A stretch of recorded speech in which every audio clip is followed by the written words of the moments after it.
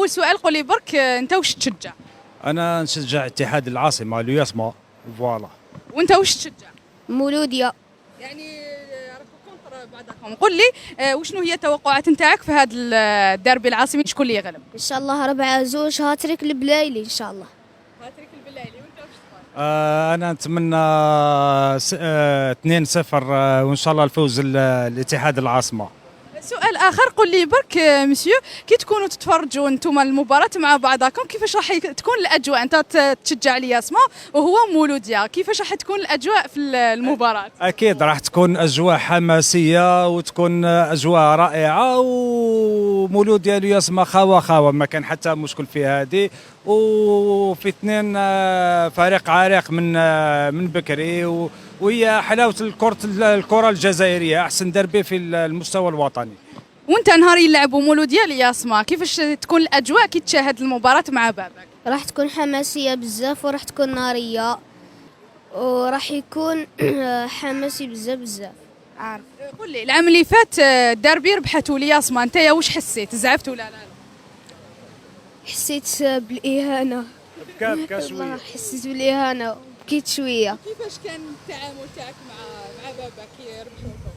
زول هكذا كان يضحك عليا، قال لي رياس ما ربحت رياس ما ربحت. وانت كيفاش كي ربحتوا العام اللي فات في الدربي كيفاش يعني تعاملت مع وليدك كي زعف؟ انا كيفاش تعاملت معاه قلت له باللي فوالا ما تزعفش من هذيك وتقدر تخلص لي قهوه، وخلص لي قهوه كي ربحنا. هذه هي كيفاش. هذه هي. قول لي فيفا الجيري رساله توجهها لاعبين اتحاد العاصمه، لاعبي اتحاد العاصمه، رساله تشجيعيه. نتمنى الى فريق اتحاد العاصمه اكيد كل الفوز، نتمنى لهم مباراه جيده ان شاء الله، تكون مباراه في احسن الاحوال، وتحيا لياسما، تحيا لياسما، تحيا لياسما. فوالا. انت واش تقول رساله للاعبي مولوديه الجزائر، رساله تشجيعيه تحفزهم ان شاء الله باش يربحوا الدربي؟ نقول لهم قاتلوا، اتألقوا في المباراة وإن شاء الله يربحوا خاوة. قول لي لو كان يربحوا مولوديه كيفاش راح يكون شعور بابك؟ ما ديما كي نكون كوطرو ما فهمت كيف يربح، ديما يربح. ان شاء الله. واش تقول حول رساله قولها للجمهور تاع لياسما ومولوديه باش يكونوا خاوه وما يتضاربوش؟ احنا رانا في ولاية واحدة، خاوة. تحيا الجي.